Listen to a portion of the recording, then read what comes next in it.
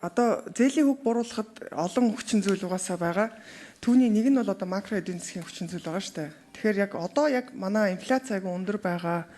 Дээрэс нь одоо валютын ханш өөрөө докторгүй өндөр байгаа. Дээрэс нь зээл одоо энэ төсвийн алдагдлын асуудал бид нар одоо бас алдагдaltaгүй төсөв байлгах. Дээрэс нь өөрөө энэ нэг нийт одоо орж байгаа орлого өөрөө буурсан ийм нөхцөл байдал үүсэж байгаа нөхцөлд манай яг энэ зээлийн хүүг бууруулах боломж ер нь хэр байгаа вэ гэдэг дээр бас яг бодиттой хариулт өгөөч гэж хэлмээр байна.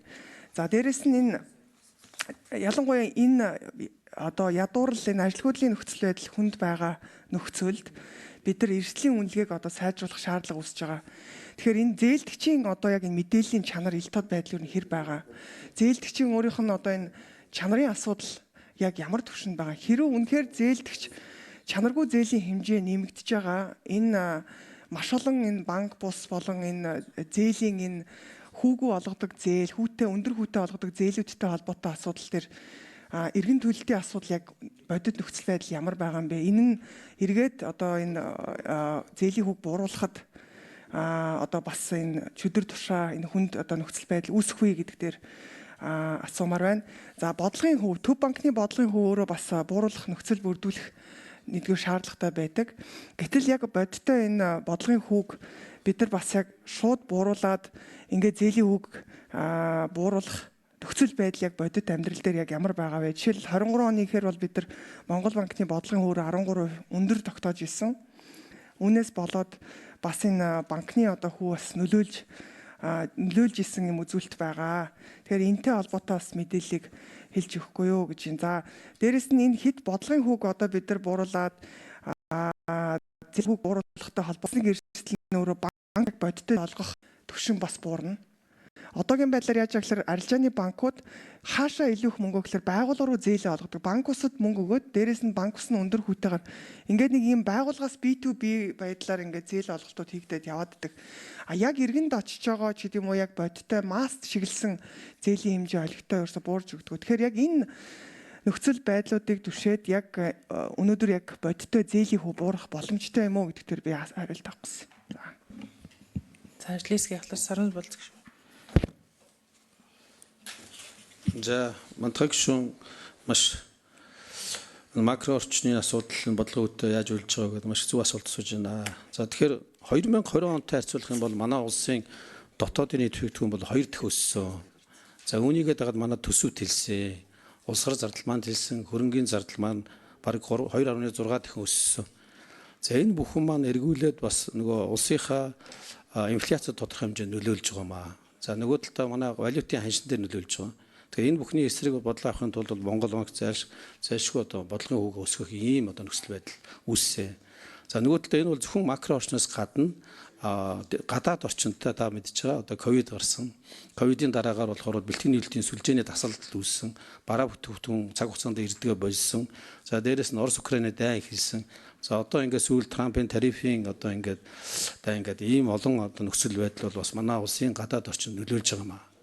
За ингэнгүүт би манай улс болохоор өөрөө эдийн засгийн хувьд одоо уулуурхайн салбараас хэд хамаарсан улс учраас уулуурхайн одоо бүтээгдэхүүний үн унангууд тэрийг дагаад манай эдийн засаг өөрөө унчиж байна. Энийгээ бид нар бол засах ёстой. Тийм учраас бид нар эдийн засгийн бүтцээ өөрчлөх ёстой. За эдийн засгийн бүтцээ өөрчлөө өөр экспортын бүтээгдэхүүн юу байна гэдээ үзэхээр за нэг ноолуур байна, нэг мах байна. За ганц хоёр нэг одоо цогтуурал хундааны төрлийн бүтээгдэхүүн байж магадгүй. Өөр одоо хондоо яг сайн хөгжиж байгаа байхгүй шүү дээ. Тийм учраас бол Монгол улсын одоо макро эдийн засгийн бодлого бол одоо энэ экспорт нэмэгдүүлдэг уулуурхайн бусад салбарыг яаж хөгжүүлэх вэ гэдэг дээр бол манай эдийн засгийн хөгжлийн нэлээд сайн анхаарч ажиллах хэрэгтэй байна. За ингээ макро орчин талаас бол нэг юм асуудлууд байгаа учраас бол бас өнгөрсөн хугацаанд бодлогын хүүг бол бууруулах юм боломж бол ерөөсөй байсангүй. За өнөөдрийн нөхцөл байдал гэсэн бас шууд бууруулах боломж бол бага байна гэж бол харж байгаа. За ажилгүйд ядууралтай холбоотой энэ зээлийн мэдээлэлтэй холбоотой асуудлаа асуулаа. За өнөөдөр бол яг иргэдийн зээлийн одоо чанаргүй зээлийн хувь хэмжээ нь бизнесийн зээлийн чанаргүй зээлийн хувь хэмжээс бараг 2-3 дахин бага байгаа. Тийм учраас арилжааны банкуд хэрэглээний зээл олох төр банк санхүүгийн байгууллагууд хэрэглээний зээл олохоор их л их анхаарат байна. Ингээд эхлэхээр чинь нөгөө бизнесүүдэд очиж байгаа зээлийн хүн багасчаад байна. Эрсдэл өндөр байгаа учраас зээлийн хүн өндөр болчиход нэг ийм асуудал байгаа. За тэгээд энэ иргэдийн одоо зээлийн мэдээллийн чанар ямар байгаа юм бэ гэж асууад байна.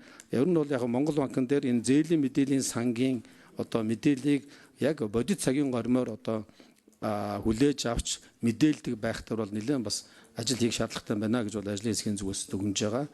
Ер нь бол одоо бас нэг нүгэл гэхэд бол хэд хэдэн одоо банк санхүүгийн байгууллагын онлайн аппликейшн зээлээр зэрэг зээл авдаг асуудал бол бас нэлээд байдаг юм билээ. Үүнтэй холбоотойгоор бол зээлийн өрийн дарамтанд орж байгаа асуудал бол байгаа. Тийм учраас бол энэ дээр бол бас нэлээд анхаарч байгаа. Тэр ч утгаараа бол Монгол банкнаас ч тэр санхүүгийн зохицуулах орноос тэр өр орлогын харьцааг бас тогтоож ажиллаж байгаа нь бас нөгөө талдаа бас иргэдэд хэтэрхий их өрийн дарамтанд орохоос сэргийлсэн зөв ажил байна гэж харж байгаа. За нөгөө талдаа яг өнөөдөр хэдийгээр ингээ болгон хөв буурах боломж бол бага байна. Гэхдээ одоо жишээлбэл би одоо манай Монгол улсын нийт Монгол улсынхаа иргэдээс аж ахуйн нэгжлээс авж байгаа ингээд нийт одоо хадгаламж харилцагыг ингээд аваад үзэх юм бол бараг 40% нь харилцах дээр байгаа. Харилцаа хугацаагүй хадгаламж дээр байгаа. Энэ хүн өнөөдөр 3-аас 7% хүүтэй ийм одоо их үсэр байгаа. Хэрвээ бид нар хуулиараа харилцаа хугацаагүй хадгаламж дээр хүү тоосдгийг зогсоочих юм бол энэ 40% их үсвэр маань 0 хүүгүй болно. Ингэснээр их үсвэрийн зард буураад эхэлнэ. Энэ нь эргээд одоо бизнесийн зээлүүдийг одоо жишээлбэл хүү багтаа болох боломжийг бүрдүүлэх боломжтой байна гэж үзэж байгаа учраас ажлын хэсгээс энэ зээлийн их үсвэрийн зардлыг бууруулах энэ хуулийн багц төслүүдийг бол санаачилж бол оруулахаар бол төлөвлөж байгаа. Нөгөө талдаа засгийн газрыг зээлийн эрсдлийн зардлыг бууруулах энэ хуулийн төслүүдийг одоо өргөн бариач гэдэг ийм одоо шаардлагыг бол тавьж байгаамаа гэдгийг та бүхэнд хэлье. Нөгөө талдаа тэр банк санхүүгийн байгууллагаар дамжуул зээл болохыг бол санхүүгийн зөвлөлийн хорооноос хоригдол. За мандахаа гүшүүн тодруулжсэй. Сая дээр хэллээ.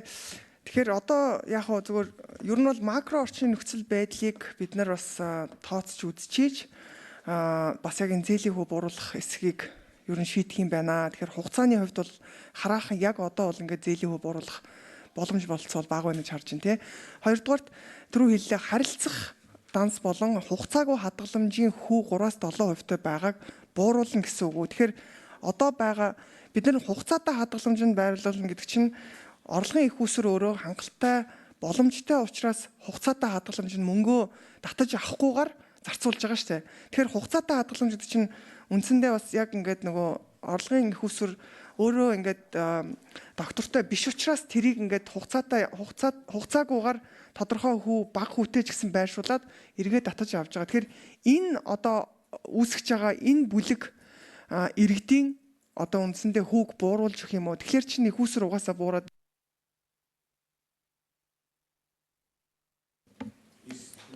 За саран зам болдог шүүн тодруулж. ингээд хугацаатай болгоод хугацаагүйгээр байршуулаад бага хүүтэй ч гэсэн тодорхой хэмжээний жоохон гэсэн докторгүй эдийн засгаа татчих боломжийг үүсгэж байна. Тэгэхээр яг энийг тийш одоо хийх өөр газарлал хүмүүс. За яг ер нь одоо манай Монгол улсын энэ хадгаламж тэр энэ хугацаагүй хадгаламж гэдэг чинь өөрөө ингээд бас юм тодорхой хэмжээнд өөрсдөө эрсдлээс хамгаалах зорилгоор богино хугацаатай хүмүүс байршуулж байгаа хгүй.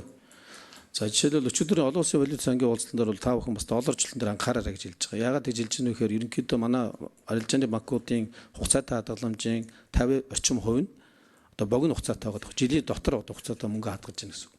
За тэгэхээр арилжааны банкуд дээр жишээлбэл 1 сарын хугацаатай 2 сарын хугацаатай ч юм хадгаламжийн бүтээгдэхүүн байгаа.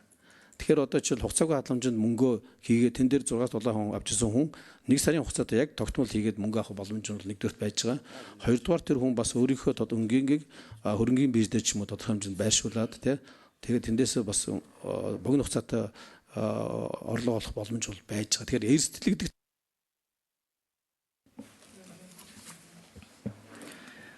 За гişүүд асуулт асууж үг хэлж дууслаа.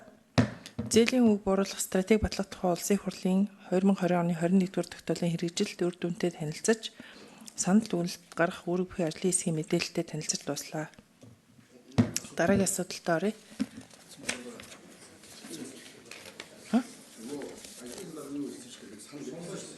Сонгоё гэдэг. Тэрийг бол та юу хийх хэрэгтэй юм бэ? Их хурлын дараагаар